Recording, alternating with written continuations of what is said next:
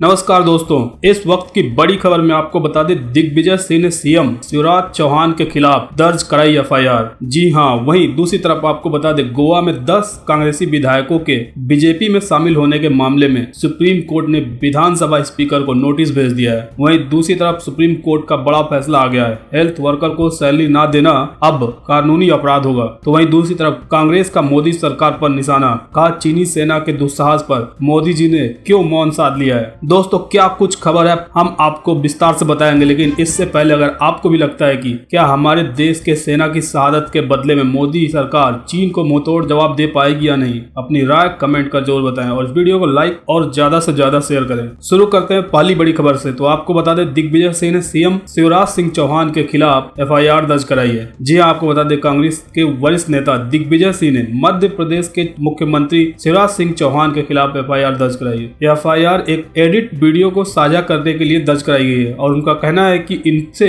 उनकी छवि को धूमिल करने के इरादे से साझा किया गया था। मुख्यमंत्री शिवराज सिंह चौहान के खिलाफ पूर्व मुख्यमंत्री दिग्विजय सिंह बुधवार को भोपाल में मुख्यमंत्री शिवराज सिंह चौहान के खिलाफ एफआईआर दर्ज कराने क्राइम ब्रांच थाने पहुंचे। दिग्विजय सिंह ने कहा, जैसे मेरे खिलाफ एफआईआर दर्ज की गई है, वैसे ही शिवराज सिंह चौहान के खिलाफ भी केस दर्ज किया जाए। उन्होंने कहा कि अगर एफआईआर दर्ज नहीं की गई तो आगे अदालत का विकल्प खुला है, जिसके बाद मध्य प्रदेश के मुख्यमंत्री शिवराज सिंह चौहान के खिलाफ एफआईआर दर्ज की गई। दिग्विजय सिंह ने कहा कि भाजपा की एफआईआर पर मुझ पर और मेरे साथ 12 लोगों के खिलाफ एफआईआर दर्ज की गई है। जिस प्रकार उनकी एफआईआर पर एफआईआर दर्ज हुई है, दिग्विजय सिंह ने कहा कि जब तक वीडियो में एडिटिंग किसने की है ना पता चल जाए, तब तक कांग्रेस के कार्यकर्ता पर कार्रवाई नहीं होनी चाहिए। दिग्विजय सिंह 1 साल पुराने वीडियो उस समय का हवाला दे रहे हैं जिसमें शिवराज सिंह चौहान ने राहुल गांधी का एक फेक वीडियो शेयर किया था। शिवराज सिंह चौहान ने कहा था कि अरे यह का राहुल जी, भाषण में ही सही समय पर किसान कर्ज माफी न करने पर आखिरकार आपने मध्य प्रदेश के मुख्यमंत्री बदल ही दिए। क्या बात है,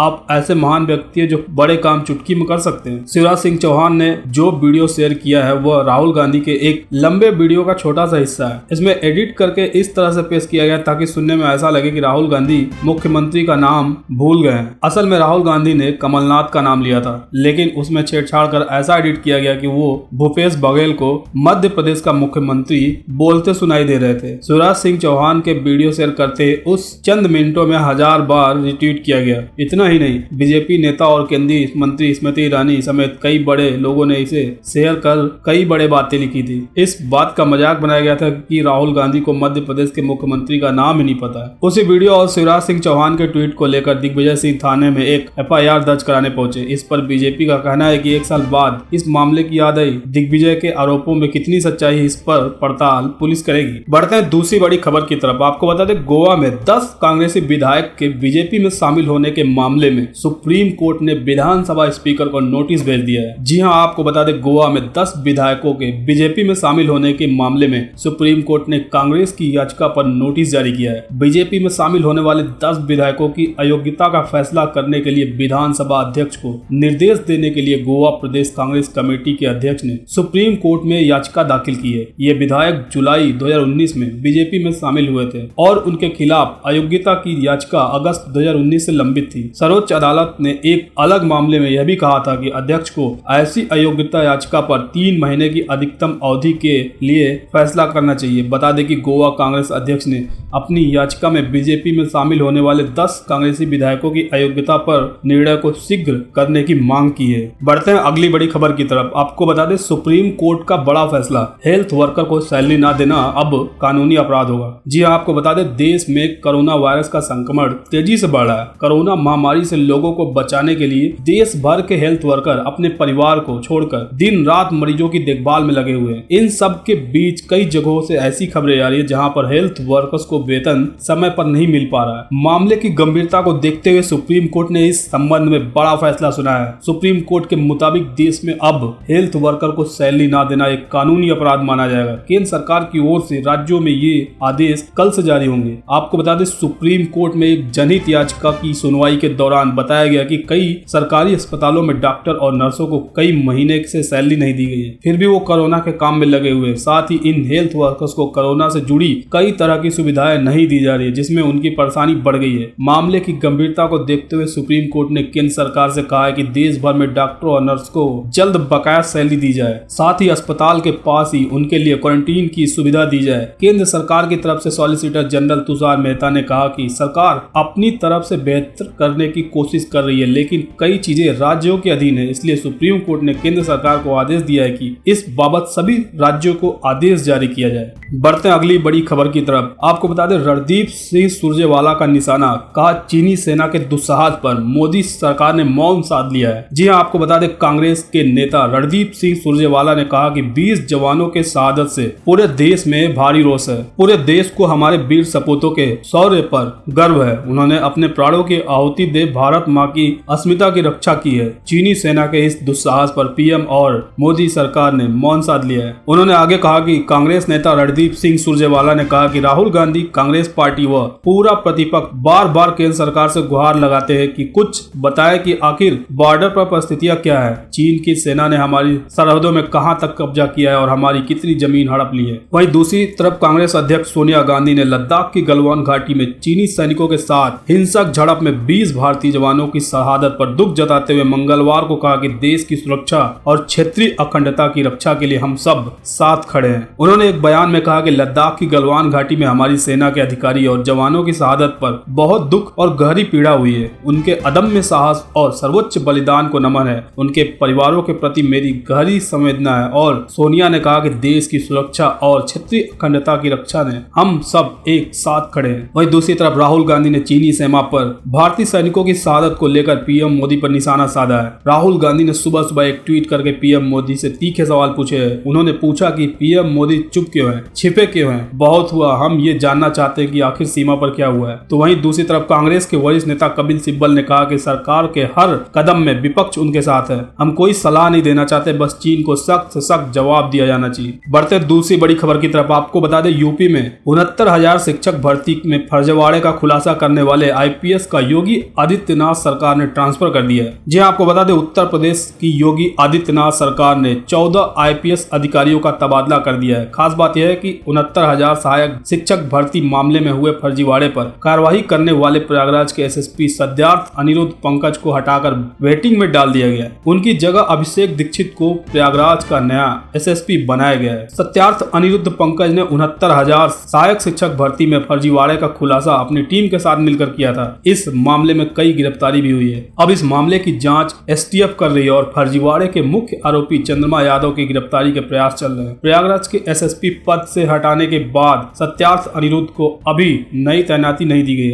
उन्हें प्रतीक्षारत रखा गया। वहीं एसएसपी पीलीभीत अभिषेक दीक्षित को अब प्रयागराज की कमान दी गई है। 59,000 सहायक शिक्षक भर्ती में डॉक्टर कृष्णलाल पटेल के खिलाफ फर्जीवाड़ा करने का आरोप तो लगा रहे थे, लेकिन कोई तहरीर लेकर मुकदमा दर्ज कराने को तैयार न था। जिन अभ्यर्थियों से इस गैंग के सदस्य ने लाखों रुपए वसूला था, वह भी डर के मारे सामने नहीं आ रहे थे। 4 जून को जब प्रतापगढ़ के एक अभ्यर्थी राहुल सिंह ने एसएसपी से संपर्क किया तो तत्काल कार्रवाई शुरू हो गई। एसएसपी सत्यार्थ अनिरुद्ध ने पंकज राहुल की तहरीर पर सोराव थाने में मुकदमा दर्ज कराया। एसएसपी ने शिक्षा जगत की बुनियाद में सेध लगाकर ईमानदार परिश्रमी अभ्यर्थियों का हक मारने वाले माफियाओं का तंत्र ध्वस्त करने के लिए एसएसपी अशोक वेंकटेश और अनिल यादव को लगाया। कुछ ही घंटे में परिणाम आने शुरू हो गए थे। शुरुआत में ही पुलिस ने एक कार से जा रहे 6 संदिग्धों को 7.5 लाख रुपए के साथ हिरासत में लिया। पुलिस अफसरों ने सीबीआई की तरह गैंग में शामिल डॉक्टर कृष्णलाल पटेल, स्कूल संचालक ललित त्रिपाठी और लेखपाल संतोष बिंदु को हिरासत में लेकर पूछताछ की और 22 लाख से अधिक कैश बरामद कर लिए। बढ़ते हैं अगली बड़ी खबर की तरफ। आपको बता दें, नक्सलियों को ट्रैक्टर की आपूर्ति करने के आरोप में बीजेपी नेता समेत 2 लोग अरेस्ट। जी हां, आपको बता दें, छत्तीसगढ़ के दंतेवाड़ा में नक्सलियों की मदद करने के मामला में भाजपा नेता समेत 2 लोगों को गिरफ्तार कर लिया गया है। इन पर नक्सलियों को ट्रैक्टर आपूर्ति करने का आरोप लगा है। नक्सलियों के लिए ट्रैक्टर सप्लाई करते भाजपा के जिला उपाध्यक्ष जगत पुजारी सहित 2 नक्सली मददगार पुलिस के हत्थे चढ़े हैं। इंद्रावती एरिया कमेटी में सक्रिय 5 लाख रुपए के इनामी माओवादी अजय अलामी जन मिलिशिया कमांडर को ट्रैक्टर सप्लाई करते रंगे हाथों पकड़ा गया। पुलिस के मुताबिक पिछले 10 सालों से माओवादियों को सामान सप्लाई कर रहे हैं। पुलिस को और भी कई बड़े खुलासे होने की संभावना है। दंतेवाड़ा पुलिस इसे अपनी बड़ी कामयाबी मान रही है। बढ़ते हैं अगली बड़ी खबर की तरफ। आपको बता दें, राहुल गांधी का वार, कोविड-19 मृत्यु दर ने खोली गुजरात मॉडल की पोल। जी हां, आपको बता दें, कांग्रेस के पूर्व अध्यक्ष राहुल गांधी ने कोरोना वायरस के प्रबंधन को लेकर एक बार फिर सरकार पर निशाना साधा है। राहुल गांधी ने अपने ट्वीट में एक रिपोर्ट का हवाला देते हुए कोविड-19 मृत्यु दर के मामले में बीजेपी शासित गुजरात और कांग्रेस एवं सहयोगी दलों द्वारा शासित राज्यों महाराष्ट्र, राजस्थान, पंजाब, पांडिचेरी, झारखंड और छत्तीसगढ़ की तुलना की है। गुजरात में कोरोना दर से मृत्यु 6.25 है। वहीं राहुल गांधी ने अपने कहा कि इससे गुजरात मॉडल का सच उजागर हो गया है।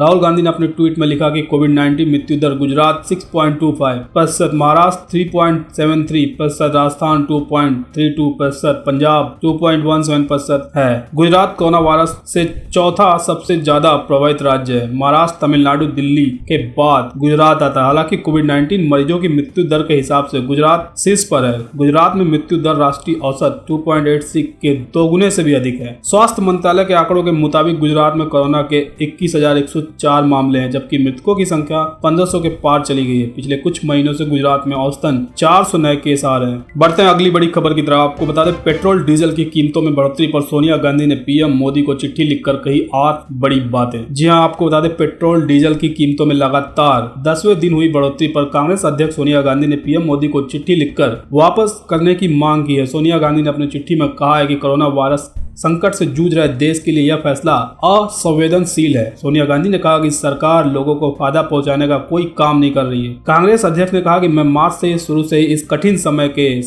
बीच सरकार से पूरी तरह से एक असंवेदनशील निर्णय लेते हुए पेट्रोल और डीजल की कीमतों में बढ़ाने का फैसला किया, वो भी 10 बार। उन्होंने कहा कि सरकार 2.5 लाख करोड़ रुपए कमान के लिए पेट्रोल डीजल की एक्साइज ड्यूटी बढ़ाने की किसी ने गलत सलाह दी है। गौरतलब है कि तेल कंपनियों द्वारा मंगलवार को पेट्रोल का दाम 47 पैसे और डीजल का दाम 93 पैसे प्रति लीटर बढ़ा दिया है। उन्होंने कहा कि जब प्रधानमंत्री देश के लोगों के आत्मनिर्भर होने की उम्मीद करते हैं तो ऐसे समय में लोगों पर वित्तीय बोझ डालना उचित नहीं है। वहीं दूसरी तरफ उन्होंने कहा कि मौजूदा कोविड-19 महामारी के खिलाफ लड़ाई के दौरान भारत को स्वास्थ्य संबंधी, आर्थिक और राजनीतिक चुनौतियों का सामना करना पड़ रहा है। मुझे इस बात की पीड़ा है कि ऐसे मुश्किल समय में सरकार ने पेट्रोल और डीजल की कीमतें बढ़ाने का असंवेदनशील निर्णय लिया है। ऐसे समय सरकार के इस फैसले का कोई औचित्य समझ नहीं आ रहा है। जब देश के करोड़ों लोगों की नौकरियां चली गई है, उनके सामने जीविका का संकट खड़ा है। छोटे, मध्यम एवं बड़े कारोबार बंद हो रहे हैं और किसानों को भी मुश्किल का सामना करना पड़ रहा है। पिछले कुछ दिनों के दौरान अंतर्राष्ट्रीय बाजार में कच्चे तेल की कीमत में करीब 9% की कमी आई है, लेकिन सरकार मुश्किल के समय लोगों को इसका लाभ देने के लिए कुछ नहीं कर रही है। मैं आपसे आग्रह करती हूँ कि बढ़ोतरी को वापस लिया जाए और कच्चे तेल की कम कीमत का लाभ सीधे देश के नागरिकों को दिया जाए। अगर आप लोगों के आत्मनिर्भर होने की उम्मीद करते हैं तो आगे बढ़ने के उनके रास्ते में वित्तीय अवरोध मत खड़ा करिए। मैं फिर से कह रही हूँ कि जो लोग मुश्किल का सामना कर रहे हैं उनके हाथ में सीधे पैसा दिया जाए। वहीं दूसरी बड़ी खबर में आपको बता दें, लद्दाख में एक टेंट हटाने को लेकर शुरू हुई थी भारत चीन के